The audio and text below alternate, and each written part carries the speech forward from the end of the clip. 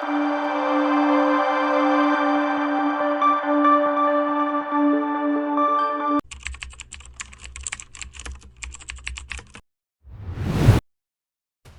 بات ہے 1906 کے متحدہ ہندوستان کی، جب اس وقت ملک میں ایک نئی سیاسی جماعت آل انڈیا مسلم لیگ کے قیام کی تیاریاں چل رہی تھیں۔ تو وہیں اندرون دہلی کے ایک محلے میں ایک چھوٹے سے دواخانے پر ایک حکیم عبد المجید ایک منفرد قسم کا مشروب تیار کرنے کی کوشش میں تھے، جو کہ گرمی اور ہیٹ سٹروک کے تدارک کے لیے بنایا جانا تھا۔ اس چھوٹے سے دواخانے کا نام ہمدرد دواخانہ تھا، اور اگر آپ پاکستان، ہندوستان یا بنگلہ دیش سے ویڈیو دیکھ رہے ہیں تو آپ یقیناً اس لفظ ہمدرد سے ضرور واقف ہوں۔ بالآخر متعدد کوششوں کے بعد حافظ حکیم عبد المجید ایک مخصوص لال شربت بنانے میں کامیاب ہو گئے، اور انہوں نے اس مخصوص لال شربت کو روح افزا کا نام دیا۔ روح افزا کا نام پنڈت دیا شنکر نسیم کی نظم مثنوی گلزار نسیم کے ایک کردار کے نام پر رکھا گیا تھا۔ دواخانہ ہمدرد کو دوام حکیم عبد المجید کے 2 صاحبزادوں یعنی حکیم عبد الحمید اور حکیم محمد سعید نے بخشا، اور آج کی ویڈیو حکیم محمد سعید کے بارے میں ہے۔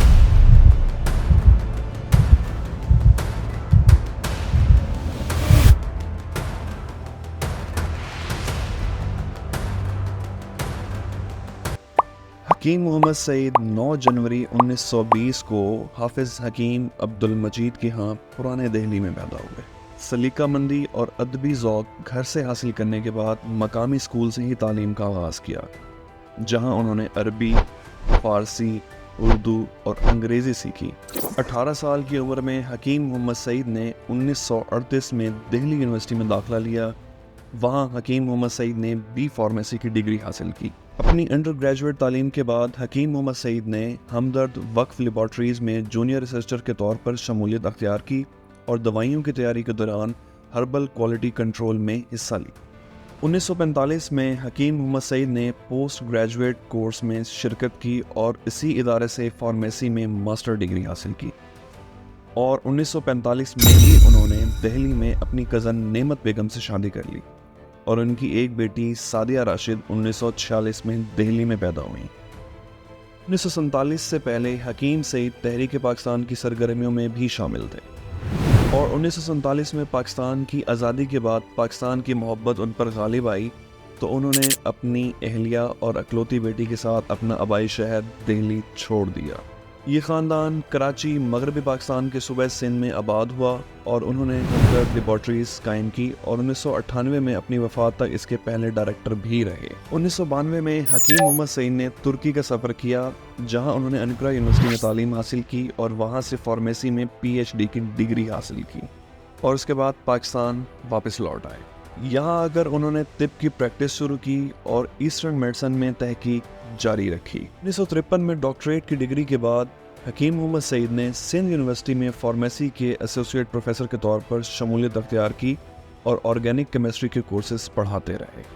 لیکن 1963 میں حکیم محمد سعید نے وفاقی حکومت کے ساتھ اختلافات کی وجہ سے اپنے عہدے سے استعفیٰ دے دیا۔ سن 1964 میں حکیم محمد سعید عوامی سطح پر اس وقت منظر عام پر آئے جب انہوں نے پاکستان آرمی میڈیکل کور کے اس وقت کے surgeon general lieutenant Wajid Ali Khan Burki کو سخت تنقید کا نشانہ بنایا۔